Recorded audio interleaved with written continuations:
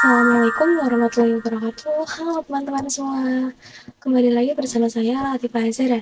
Dan pada kesempatan kali ini saya akan membahas bab yang ke-13, yaitu failover dan juga load balance. Nah, materi yang akan kita bahas pada video kali ini ada 10 materi ya. Untuk mula-mula kita ke konsep failover dan load balance terlebih dahulu. Failover dan load balance itu adalah metode yang digunakan ketika kita memiliki dua jalur ke internet. Seperti pada contoh topologi ini ya. Nah, untuk failover sendiri itu konsepnya ESP1 enable dan ESP2 disable. Maksudnya ESP2 itu akan menjadi backup nanti. Sedangkan load balance ESP1 dan 2 itu aktif secara bersamaan. Gambarannya itu di beberapa PC ingin connect ke internet melalui ESP1. Kemudian beberapa PC connect ke internet melalui ESP2. Nah, salah satu studi kasus pada load balance yaitu ketika PC ingin akses YouTube, dia melewati ESP1, dan kalau ingin akses Facebook, dia melewati ESP2. Sekarang kita lanjut ke setup topologi. Di sini saya menggunakan topologi bab 12 ya, yang mana ini sudah saya hapus PC dan juga servernya. Kemudian name-nya untuk yang router Asia saya ganti menjadi router ISP, begitu juga dengan hostname-nya menjadi router ISP2. Kemudian pada router ISP juga saya ganti menjadi router ISP1 ya. Lalu untuk bekas konfigurasi PPPoS sebelumnya saya teman-teman hapus ya. Lalu untuk router ISP2 ini dihubungkan ke ISP. Nah, di sini saya berada di router ISP2. Ketika saya coba IP address print,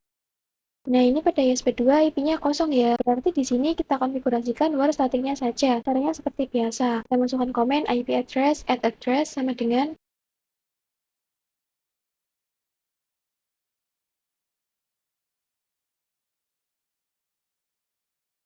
saya mau IP-nya 137.148. Lalu kita tambahkan root-nya. Kemudian kita tambahkan DNS-nya. Oh, ternyata di sini saya sudah ada, jadi tidak saya tambahkan lagi ya. Kalau teman-teman belum ada, teman-teman bisa tambahkan dengan komen IP DNS set server sama dengan 888. Kemudian kita cek IP address print. Oke, ini sudah ada ya. Sekarang kita coba ping 88. Nah, di sini berhasil ya. Selanjutnya, kita tambahkan satu router lagi sebagai router customer. Kemudian kabelnya kita hubungkan ke ISP1 dan juga 2. Ini untuk penambahannya tidak saya record ya. Oke, ini sudah saya tambahkan ya dengan nama router customer. Di sini kita akan melakukan setting IP address pada router 2, pada ISP1 dan juga 2. Yang mana ini tuh berfungsi sebagai gateway oleh router ini. Langsung saja di sini kita buka winbox ISP1 terlebih dahulu ya. Nah, di sini kita ke IP, kemudian addresses, lalu klik add. Kita tambahkan IP misal 1.1.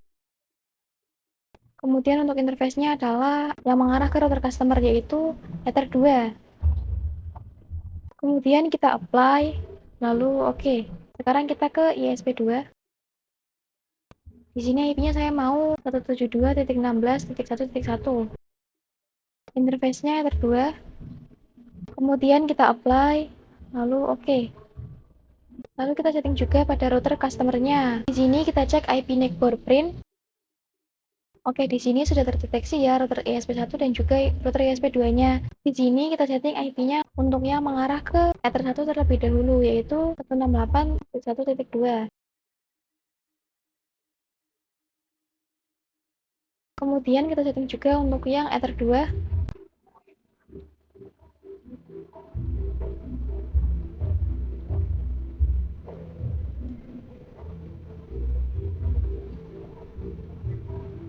Oke, sekarang kita coba cek ping gateway. Oke, di sini berhasil ya. Kita coba cek ping gateway ESP2 juga. Nah, ini juga berhasil ya. Kita lanjut ke add default route pada router customer. Nah, di sini kita akan mencoba menambahkan default route pada router customer-nya. Yang mana nanti router customer itu bisa internetan dengan menggunakan dua jalur, yaitu dari ESP1 dan juga ESP2 ya. Oke, langsung saja kita add pada router customer-nya ya. Di sini saya sudah konekkan router customer-nya ke Winbox dengan menggunakan Roamon ya. Oke, di sini kita ke IP, kemudian routes, kemudian klik add. Untuk DST address-nya yaitu 000/0 ya. Kemudian untuk gateway-nya kita tulis IP yang mengarah ke ISP1 terlebih dahulu, yaitu 1.1. 192.168.1.1. Kemudian kita apply, lalu oke. Lalu kita tambahkan lagi untuk yang mengarah ke ISP2. Di sini gateway-nya 172.16.1.1. Kita apply, lalu oke. Nah, ini salah satu dari routingnya statusnya ini S doang nih, lalu starting aja. Tapi nggak apa-apa, ini tuh bisa aktif menjadi AS kalau kita disable routing satunya. Nah, inilah konsep dari failover. Di sini saya akan aktifkan yang ESP1 saja. Kemudian yang ESP2 ini saya disable. Kita coba tes apakah sudah bisa ping ke internet atau belum. Di sini kita klik new terminal. Kita coba ping 88. Oke, di sini sudah berhasil ya teman-teman. Nah, karena DNS-nya belum kita isi, maka di sini kita isi. Kita ketikkan IP DNS set servers ada S-nya dengan 8888 dan enter. Lalu kita coba ping google.com. Nah, di sini berhasil ya teman-teman. Oh ya, agar lebih maksimal kita tambahkan 2 PC pada topologi kita ya. Di sini untuk proses menambahkannya tidak saya record ya. Oke, ini sudah saya tambahkan ya 2 PC-nya. Nah, agar mereka itu bisa internetan, di sini kita setting NAT pada router customer-nya. Di sini kita klik bridge, kemudian add. Untuk name-nya misal saya mau bridge aja. Kemudian kita apply, lalu oke. Kemudian di sini kita ke ports. Di sini kita masukkan interface apa saja, yaitu Ether 3 dan juga Ether 4 ya. Kemudian kita coba setting IP untuk bridge-nya. Di sini kita ke IP, kemudian addresses. Untuk IP bridge-nya saya mau misalkan 10.10.10.1/34. Interface-nya kita pilih yang bridge aja. Kemudian kita apply. Lalu oke. Kemudian kita buat DHCP server juga ya untuk PC-nya. Jadi kita klik IP, dan DHCP server. Kita klik DHCP setup. Untuk interface-nya kita pilih yang bridge aja. Selanjutnya bisa di next saja ya. Oke, baru deh kita setting NAT-nya. Kita ke IP, firewall, NAT, kita klik add, chain-nya src NAT, auto interface-nya Ether1, kemudian action-nya masquerade, dan kita apply. Kemudian ini sekalian kita buat lagi untuk yang Ether 2 ya. Di sini kita bisa copy saja. Kemudian interface-nya kita ganti jadi Ether 2. Dan kita apply, lalu oke. Selanjutnya kita coba request IP pada PC-nya. Kita coba IP DHCP.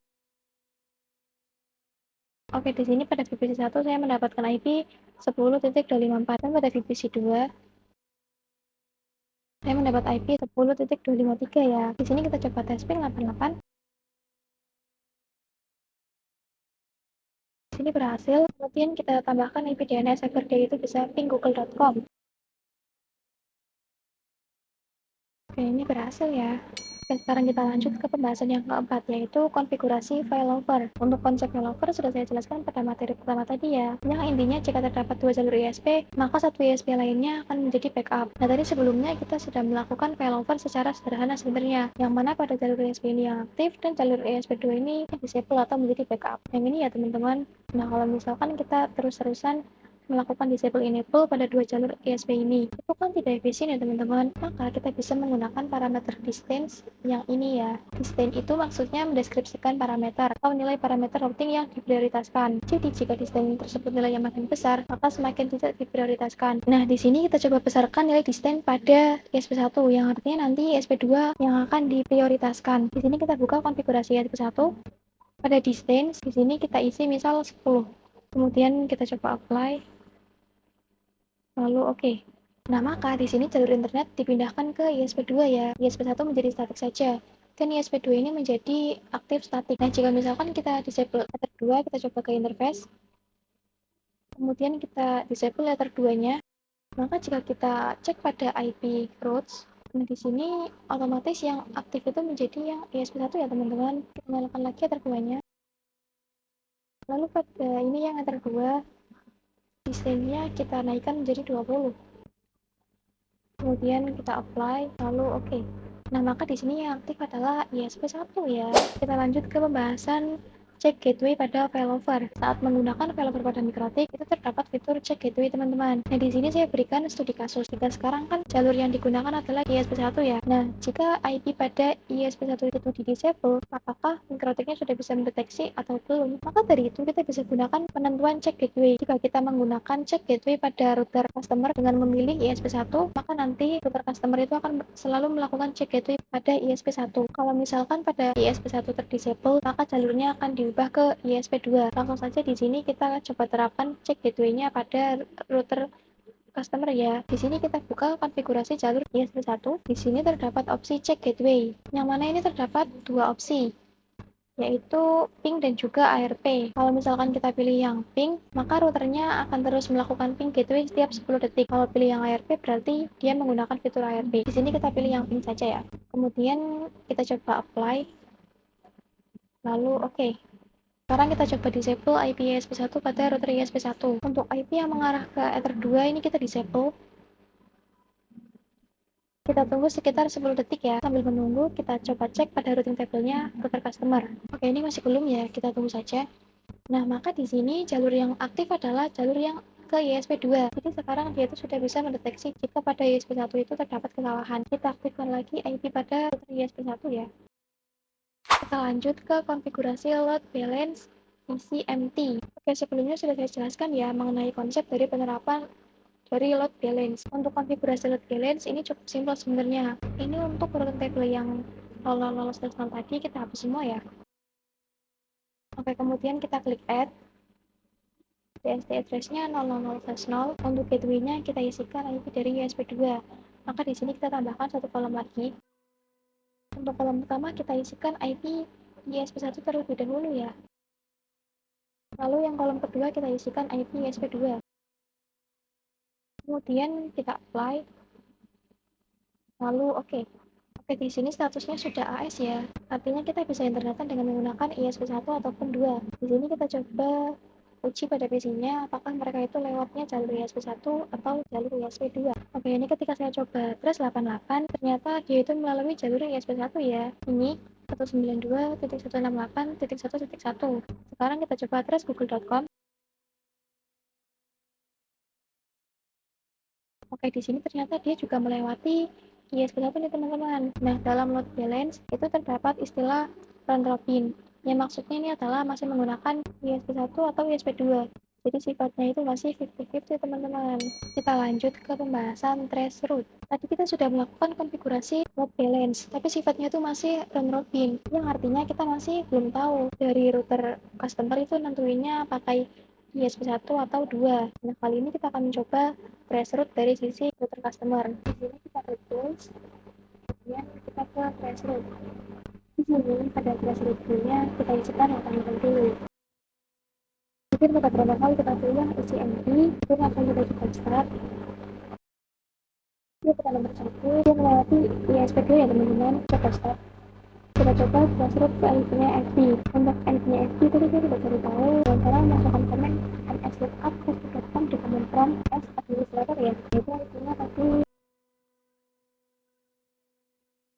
57.144.150.1. Kemudian kita coba start. Kita coba trace route ke FB. IP-nya ini melewati ISP1 teman-teman, yaitu 168.1.1. Lalu gimana kalau kita coba trace route ke PC? Ini akan kita coba. Ini kita tap dulu. Di sini pada terminal VPC1 kita coba trace route IP-nya FE.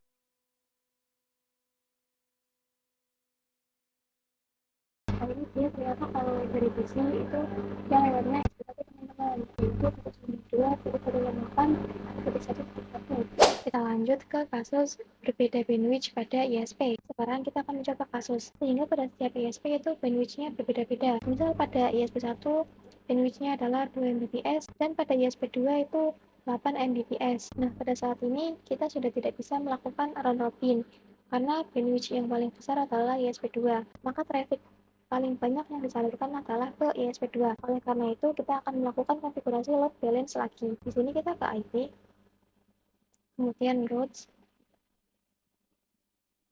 Kita buka konfigurasi yang 000/0. Dan di sini karena bandwidth-nya 2 MB dan 8 MB, berarti artinya 4:1 ya. Maka pada gateway di sini kita tambahkan kolom lagi agar menjadi 5 kolom.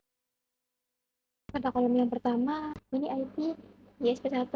Kemudian untuk kolom-kolom selanjutnya, ini adalah ISP2 ya. Kita masukkan IP-nya satu persatu. Oke, seperti ini. Kemudian kita coba apply. Lalu oke.